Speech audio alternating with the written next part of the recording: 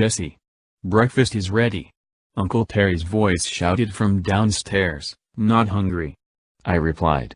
I turned in my bed. It was another sleepless night for me and my head was throbbing. My mind was bothered by thoughts that I tried to push back as much as I could, but I wasn't lucky. A month already passed from the day I met him. I can't stop thinking and having dreams about him. He's probably dead already. I rejected him after all, but something was dying inside of me as well, and there is nothing I can do to escape the pain. I'm scared. I don't know what to do with myself to get better, and I'm tired of everything. I tried to relieve my tension by doing the one thing I'm good at, hunting. I loved hunting. It was the only way for me to get revenge. Werewolves are monsters that must be put to death before they can hurt humans. However, somehow I find this man incapable of causing damage. I know that it's only because we're mates, but I can't help it. I've been outing all my feelings on werewolves. In the last month I've killed 7 of them. 2 weren't even rogues, but like I said before, werewolf is a werewolf and I don't care if it belongs to a pack or not.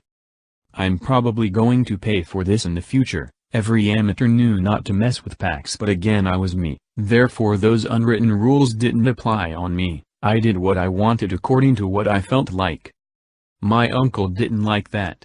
It was a reckless behavior that often got me into troubles. He was the one who taught me everything about hunting. He was a skillful hunter, just like his sister, my mother. Terry took me in after what happened to my mother. I begged him to teach me everything he knew. He didn't want me to get involved in this lifestyle, but I was too stubborn and soon I got what I wanted.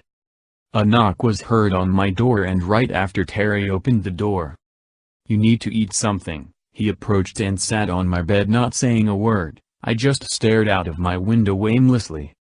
This house was isolated in a forest. It took 2 hours drive to get to the closest town. It was perfect for training without being worried about interruption. Nature always calmed me down. I felt free and bound to it at the same time. Maybe it was because of what I hold inside of me. Sometimes I would let it burst out and take over me. It did good for both of us, even if I was reluctant in doing so. Lately there wasn't any attempts of the beast inside of me to claw its way out. It was suffering and I felt it with my very heart, but there wasn't anything to do except of hoping time will heal me. Terry sighed before talking again. He seemed hesitant. "Look, Jesse, I know that something happened a month ago when you returned from your hunt. You were injured, but I saw that something else caused you pain." He stopped to take a deep breath before continuing. "Ever since that day you changed, you became more far, and I can see that you're in pain. Something's bothering you, and I found my mate." I cut him off. His eyes widened and he was gaping. It was quite amusing seeing him like that. I bet it was the last thing he thought I would say. His expression became bright and he was beaming at me. "Congratulations." He gave me a bone-crushing hug. I couldn't help but roll my eyes.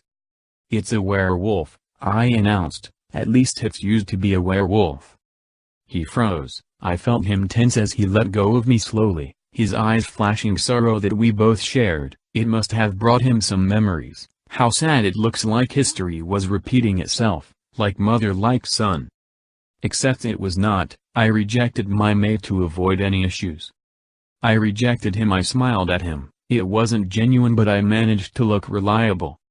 His eyes searched mine. His expression was a mix of confusion and shock. I thought I'll see relief, but he looked uneasy, and I don't think the fact that my mate was a male bothered him. "What's wrong?" I asked, confused. Uncle Terry looked like he's having trouble with processing what I told him. "You said you rejected your mate?" he asked cautiously, as if he was afraid of misunderstanding. "Yeah." I nodded slowly. "You didn't reject him," he stated, his voice almost a whisper. "What do you mean by that?" I frowned. "Jesse, when you reject your mate you would both die if it's out of the moon ceremony, and to reject your mate you need to know his full name." Terry exclaimed. ".11. What?" I gaped at him, opening and closing my mouth like a fish out of water. "If you reject your mate without knowing his name, then he'll just suffer great pain. If you did knew his full name and rejected him out of the moon ceremony, then you'd be both dead by now." It means that I didn't reject him? Tears of relief welled in my eyes. He wasn't dead, he was alive. It hurts to know that I hurt him badly, but at least he's alive. I'm so happy. 1. No. I shouldn't be happy. He's a werewolf, he needs to die. Him and his kind are monsters. 15. It was a werewolf who took the life of my mother. I must never forget that.